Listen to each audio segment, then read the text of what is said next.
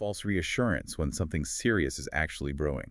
So you've got this system under immense pressure, financial pressure, administrative pressure. Potentially compromising care. And if a doctor tries to speak up about it, tries to blow the whistle on negligence or bad practices. The consequences are brutal. Devastatingly so. The sources talk about what happened to doctors, particularly within the NHS, for example, who tried to report wrongdoing. Chronic stress, anxiety, depression, even suicide. How does the system retaliate? Tarnished reputations through biased reviews, being sidelined, isolated professionally, basically ostracized. The system protects itself, protects its reputation, often at the expense of patient safety and the ethical doctors trying to uphold it. It's a grim picture. Yeah. And it creates this vacuum almost. Precisely.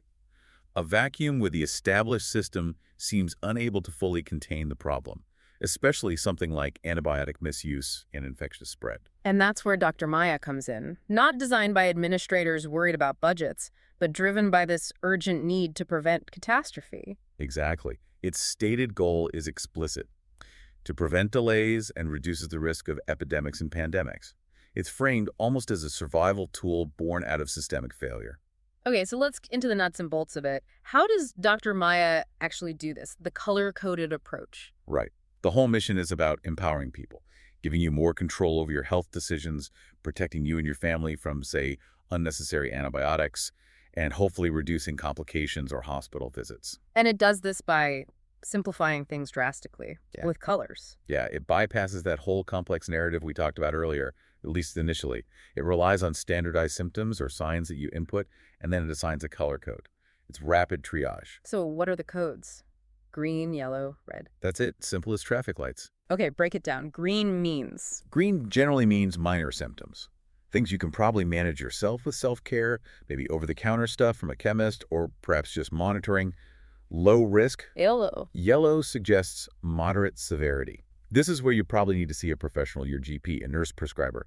They might need to do a proper clinical exam, maybe run some tests to rule out anything serious. Needs assessment. And red. Red is the alarm bell. Severe or complex symptoms. This means immediate action required. Go to A&E, the emergency room, or call for urgent medical help. High risk, potential emergency. So it's basically risk stratification, instantly tells you how worried you should be. Exactly. And from a public health view, this is huge. If the system flags something potentially infectious, even in the yellow zone, it can advise on isolation early. Stay home, don't spread it to family, friends, colleagues. That immediate safety step is something the AI can prompt without needing a full consultation first. And this is where the AI has an edge, maybe. It's not bound by the same rules or pressures as a human doctor. That's the argument. A human doctor might be juggling multiple patients, constrained by time, maybe thinking about costs or protocols. The AI's prime directive here is safety and preventing delay. Delay can be catastrophic with infections or serious conditions, so it defaults to the safest path. It's mimicking that ideal clinical decision flow we talked about. Kind of, yeah. Remember how a good doctor faced with serious symptoms immediately refers to hospital? If symptoms are moderate, they investigate further. If mild, they advise home care. Dr. Maya's colors aim to replicate that logic flow, but instantly and consistently. Its mission is explicitly safety, to prevent and protect patients and healthcare workers, and to prevent complications, hospitalization, and even death. And this seems crucial. It's not actually diagnosing you in the full sense, is it? It's a guide. Absolutely critical point. The warning is clear. Self-diagnosis, even with a tool like this, should never replace professional medical advice. Dr. Maya is designed as a first step. It helps you understand potential severity and tells you who to see: chemist, nurse, doctor, hospital. Because uninformed self-diagnosis is dangerous. Hugely. You can be inaccurate, misinterpret what you're feeling, get false reassurance, and delay seeing someone when you really need to, or completely miss a serious underlying condition. Dr. Maya tries to mitigate that by being structured, forcing you to consider specific red flags. Okay, let's make this concrete. How does it handle common symptoms? Fever, for instance. Everyone gets fevers. Right, but what kind of fever matters? A mild or moderate fever might keep you in the green or yellow zone to get the bacteria needs a checkup maybe. But a very high fever, that could be viral, sure, but it could also be linked to something serious like a head injury. That pushes towards yellow or red. And the real red flag, chills and rigors. That shaking, feeling freezing, then burning. Yeah, that's unmistakable when it happens. Unmistakable and serious. That's an immediate red flag. The system would push for urgent assessment for things like sepsis or malaria. It forces that escalation. Okay. What about something like abdominal pain? That seems notoriously tricky. Very tricky. And prone to what the source calls lazy diagnoses. You go in with stomach pain, maybe some loose stools. It's easy for a busy doctor to just say gastroenteritis, stomach flu. Right. Drink fluids, rest up. But what if it's appendicitis or a perforated ulcer? Those need surgery, fast. Missing them is dangerous. So how does Dr. Maya try to prevent that shortcut? It forces you to check for other things. Is there a fever too? Any blood or mucus in the stool? Have you lost your appetite completely? Anorexia? Any pain when you pee? Dysuria? If the pain is sharp, constant, and lasts more than, say, 2 hours, the system won't let you stay in green. It'll escalate you towards yellow or red, pushing for that second opinion, that proper check. It's adding that layer of systematic checking that maybe gets skipped sometimes. That's the goal. Same for respiratory symptoms. You might have a recurrent cough, maybe breathe through your mouth, snore a lot, often linked to postnasal drip. Easy to just call it a common cold. But it could be something else causing the drip. Allergies, chronic infection. Exactly. The system pushes you to look beyond the simple label. Are there other symptoms? Chest pain, shortness of breath, dyspnea. Those are red flags. They'd immediately shift the color code, demanding a proper medical evaluation to find the underlying cause, not just treat the cough. It's about forcing a safe action, not just settling for an easy label. Okay, so the system aims for safety through simplification and forcing checks. But this brings us squarely into the AI paradox, doesn't it? The promise versus the peril. We see the human system's flaws, but AI isn't perfect either. It has its own failure modes. Absolutely. And this is where it gets really complex. On one side, AI has shown incredible power. Studies confirm it, especially in image analysis, radiology scans, dermatology photos, eye scans. Right, it can spot patterns humans might miss. Yeah, its diagnostic accuracy in those areas can be as good as or even better than less experienced doctors, sometimes hitting accuracy rates up to 90%. In many measurable ways, AI can perform better than standard care management. But there's always a but with AI, it seems. Relying on these algorithms for critical triage, what are the big vulnerabilities? Algorithmic bias seems like a huge one. It's arguably the biggest open challenge right now. AI learns from data, massive amounts of data. But what if that data isn't representative of everyone? Like if it's trained mostly on data from one demographic group. Exactly. Say, if the image data used to train a dermatology, AI mostly features lighter skin tones. That AI might be great at spotting melanoma on light skin, but terrible at spotting it on darker skin because it hasn't seen enough examples. It ends up reinforcing existing health inequities. Making sure the AI works fairly and safely for everyone is paramount. If it doesn't, it fails ethically.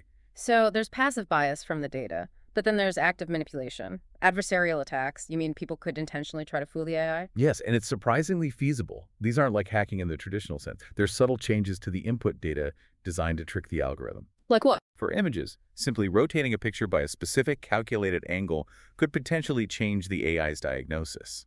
For text-based systems, swapping certain words for carefully chosen synonyms might confuse it into making the wrong assessment. These changes might be invisible or seem irrelevant to a human looking at it. That's worrying.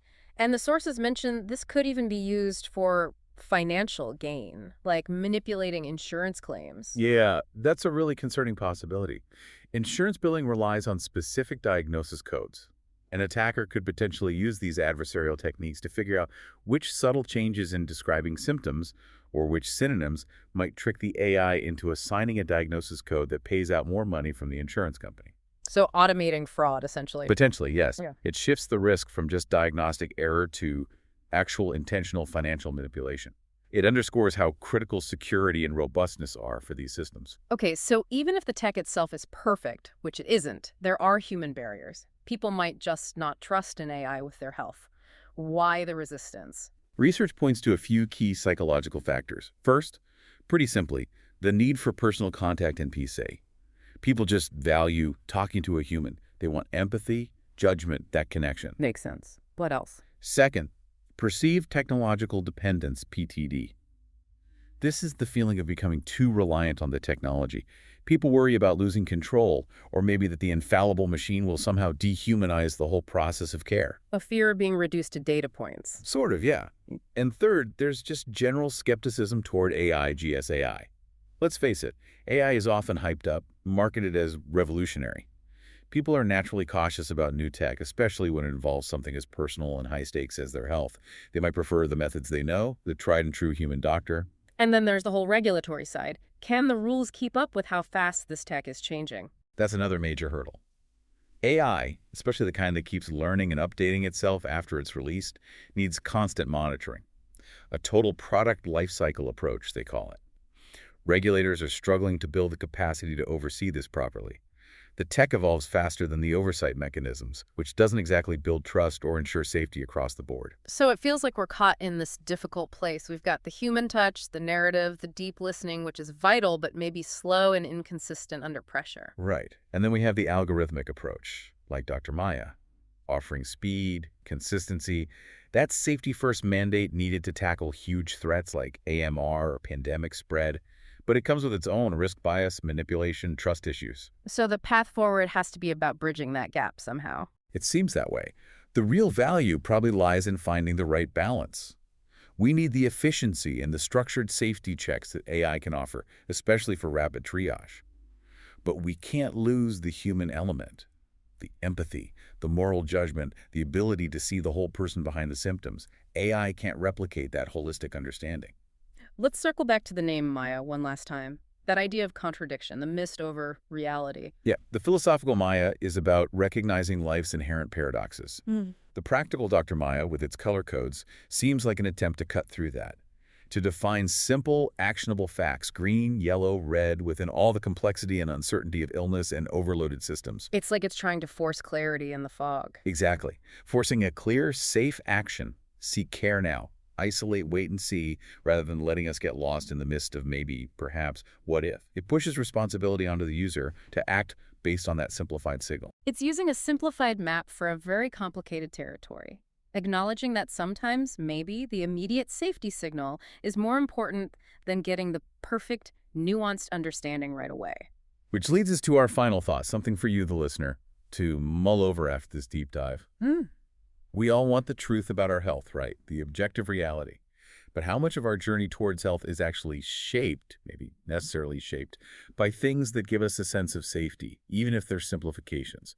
Whether it's the doctor's reassuring story, a rigid protocol, or even a simple color-coded sign from an app. Where do you place your trust when navigating that uncertainty, especially when the stakes feel incredibly high? A question with no easy answer. Welcome back to the Deep Dive.